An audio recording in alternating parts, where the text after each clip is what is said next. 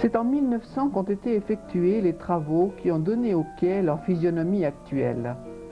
L'élargissement de la chaussée a permis d'en faire une agréable promenade et d'y planter des arbres. Les commerces y étaient alors nombreux. Je dois vous dire qu'il y avait des boutiques aussi sur le quai, il y en avait beaucoup des boutiques, il y avait beaucoup de petites épiceries. Il y avait le long des quais, il y avait un sculpteur sur bois, il y avait un matelassier, il y avait il y avait la maison Gravalon, marchand de vin, qui occupait les deux côtés du quai pour stocker les tonneaux, les mime-huiles, les réparer sur le quai.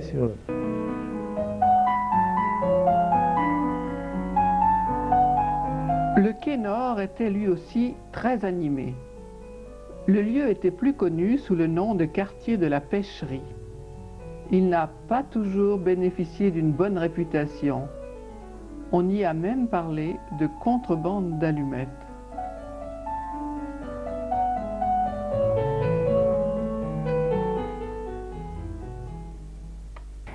Et Madame Dard, je me rappelle d'une petite histoire qu'elle me racontait d'un élève. Elle aussi avait été institutrice. Elle avait fait une leçon sur la fabrication des allumettes. Et le gamin avait répondu, on prend une petite bouchette de bois, on la trempe dans le phosphore, enfin toute l'explication. Et un autre gamin se levait et dit « Oh, mais madame, moi je sais ce qu'il faut faire avant, il faut bien fermer la porte à clé. » Vrai ou fausse, les histoires de la pêcherie ont longuement alimenté les légendes tournusiennes. Dans ce même quartier se trouvait l'usine à gaz qui alimentait toute la ville. Ah ben, c'était une attraction pour nous, ça. Parce qu'on était toujours à la pêche, l'hiver était à la pêche à la ligne, quoi, je veux dire. À ce moment, quand on était gamin, tout le monde pêchait. Des fois, on prenait ses bancs de pied et tout, l'hiver, on faisait pas attention. Ou alors dans la neige et tout. Alors, où on allait chauffer à l'usine à gaz. Puis des fois, pour ne pas se faire engueuler par la mer, eh bien, on allait faire sécher le linge là-bas. Parce qu'il y avait le père Juissot qui tenait ces Juissot. Alors lui, c'était vraiment quelqu'un de bien, il était gentil. Puis sa femme aussi. Et les vieux aussi, il y avait des gens, souvent on se retrouvait là, à discuter, on chauffait le dos, puis on se retournait, on chauffait comme ça.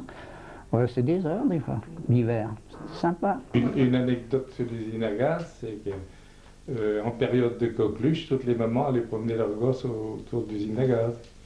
Pourquoi?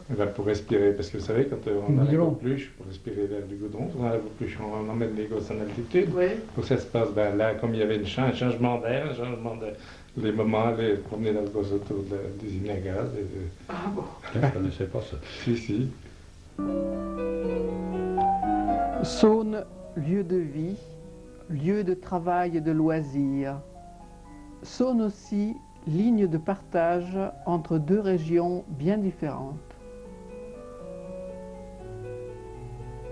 Il y avait une organisation qui faisait vivre l'ensemble des deux rives de la Saône. Et les Bressans amenaient leurs pommes de terre à la féculerie.